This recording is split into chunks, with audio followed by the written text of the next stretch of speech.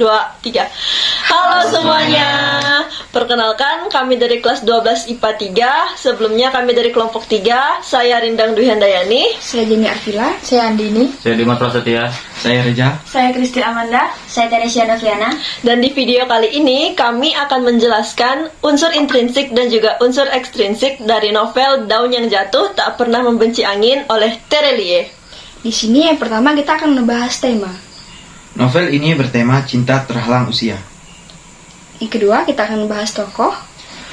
Untuk tokohnya sendiri, yang pertama yaitu ada Tania, yang merupakan karakter utamanya. Dia merupakan seorang gadis yang cantik, cerdas, dewasa, ambisius, namun mudah terbawa suasana.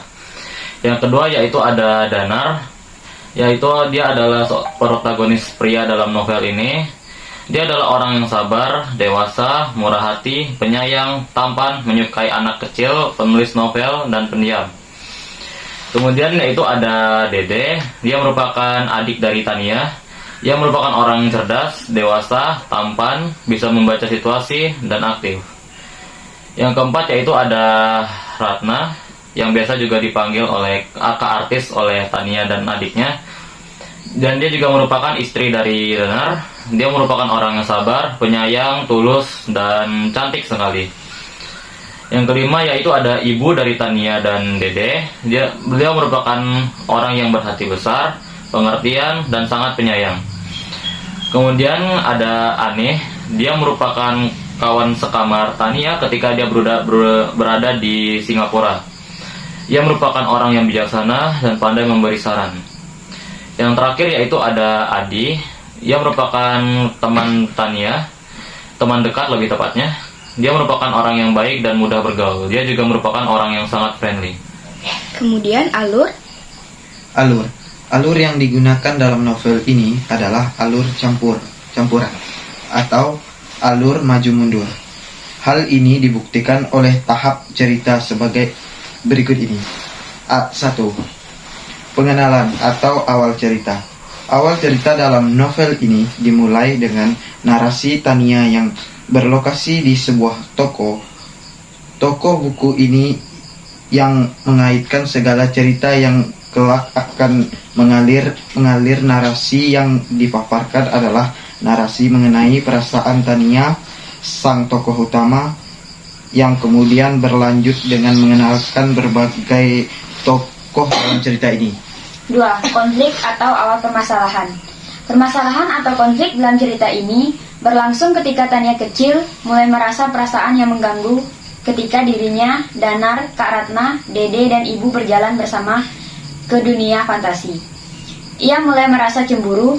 Selain itu, konflik juga terjadi ketika Kak Ratna memberitahu dirinya bahwa ia dan Danar akan segera menikah. 3. Klimaks atau pancake. Permasalahan klimaks dari novel ini adalah terletak pada bagian ketika menjelang akhir, yakni ketika Tania bertemu dengan Om Danar di bawah pohon linden dan membicarakan mengenai kejujuran yang sebenarnya dari seluruh perasaan yang mereka pendam selama ini. 4. Anti-klimaks. Anti-klimaks dari novel ini adalah ketika Tania memutuskan untuk berdamai dengan perasaannya sendiri dan ingin berusaha melepaskan bayang-bayang Danar di benaknya. Berikutnya itu latar.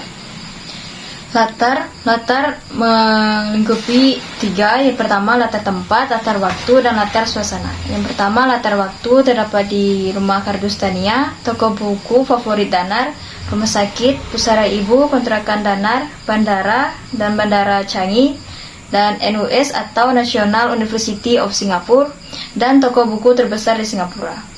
Latar waktu di pagi hari, siang hari, sore hari, dan malam hari. Kemudian latar suasana. Latarnya menyenangkan, menyedihkan, mengharukan, dan mengagetkan. Selanjutnya sudut pandang. Sudut pandang. Adapun sudut pandang novel ini adalah sudut pandang orang pertama, pelaku utama. Hal tersebut dibuktikan oleh setiap peristiwa yang ada di dalam novel ini, yang mana Tania menceritakan kisah hidupnya selama beberapa tahun yang lalu melalui sudut pandangnya sendiri.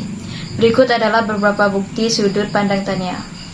Aku menghela napas panjang, tanganku pelan menyentuh kaca yang berembun, dan aku membeli satu buku setiap kali ke sini, bukan buku yang hendak ku baca. Selanjutnya gaya bahasa. Gaya bahasa di sini terdapat 4 gaya bahasa, yaitu gaya bahasa perbandingan. Yang pertama, gaya bahasa perbandingan menggunakan majas hiperbola, yaitu terdapat dalam kutipan di sekeliling kami membeku oleh tarian lampu mobil. Yang kedua, majas personifikasi, yaitu terdapat dalam kutipan gelembung kebahagiaan itu pecah seketika. Yang ketiga, majas simile, yaitu terdapat dalam kutipan aku seperti kaset yang memutar ulang semua kejadian itu. Yang keempat, majas metafora, yaitu terdapat dalam kutipan menyukai malaikat penolong kami. Yang keempat, majas simbolik, yaitu terdapat dalam kutipan aku mulai berubah licin seperti belut. Yang kedua, gaya bahasa sindiran. Terdapat 4 gaya bahasa sindiran. Yang pertama yaitu majas ironi, terdapat dalam kutipan meskipun lagi-lagi Dede mencelupkan atau meralat pujian tadi, tetapi lebih enaknya buatan ibu, Om. Majas kedua yaitu litotes, yaitu terdapat dalam kutipan lagi pula mana ada cerita yang bisa mengalahkan kesedihan keluarga kami sebelum mengenal dia. Majas ketiga yaitu majas sarkame, yaitu terdapat dalam kutipan anak kumuh dan kotor itu sudah berubah. Yang keempat, majas retorik, yaitu terdapat dalam kutipan bukankah selama ini dia tidak menangis untuk siapapun. Yang ketiga, gaya bahasa penegasan. Terdapat 3 gaya bahasa penegasan, yaitu yang pertama majas repetisi, yaitu terdapat dalam kutipan soal kepergianku, soal tanggung jawab, soal kedewasaan. Yang kedua, majas tautologi, terdapat dalam kutipan mereka bisa melanjutkan hidup mereka dengan tabah, tegar, dan membanggakan. Yang ketiga, majas paralesime, yaitu terdapat dalam kutipan berjanjilah nak, kau akan selalu menjaga adikmu. Berjanjilah nak, kau tak akan pernah menangis sesulit apapun keadaan yang kau hadapi. Yang ketiga, gaya bahasa pertentangan. Terdapat 1 gaya bahasa pertentangan, yaitu majas antetesis, yaitu terdapat dalam kutipan mungkin mobil antar jemput untuk pilot dan pramugari maskapai itu pun. Selanjutnya, latar belakang penulis.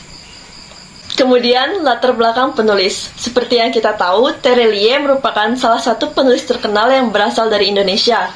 Jika kita mendengar nama Terelie, mungkin yang terlintas di pikiran kita adalah seorang penulis perempuan. Namun, Terelie sendiri merupakan seorang pria yang memiliki nama asli Darwis, yang lahir di kota kecil di Provinsi Sumatera Selatan, tepatnya di Kota Lahat pada tanggal 21 Mei 1979. Darwis bukanlah seorang anak yang berasal dari keluarga kaya raya. Orang tuanya sehari-hari memiliki mata pencarian sebagai petani yang dikaruniai banyak anak. Darwis merupakan anak ke-6 dari 7 bersaudara. Darwis sendiri mengenyam pendidikan di Sekolah Dasar Negeri 2 Kikim Timur. Kemudian ia lanjutkan ke jenjang SMP di SMP Negeri 2 Kikim. Dan juga ia lanjutkan kembali di SMA Negeri 9 Bandar Lampung. Dan terakhir, dia melanjutkannya ke Universitas Indonesia.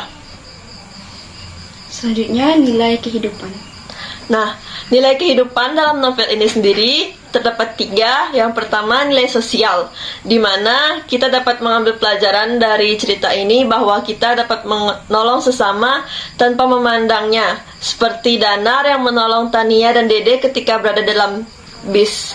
Kemudian nilai moral.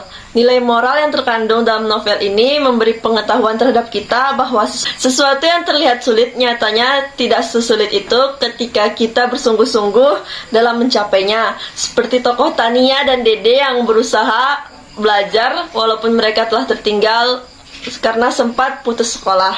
Yang terakhir adalah nilai ekonomi, di mana cerita ini menggambarkan kemiskinan yang terlihat di ibu kota ketika Tania dan adiknya Dede yang bekerja sebagai pengamen di jalanan.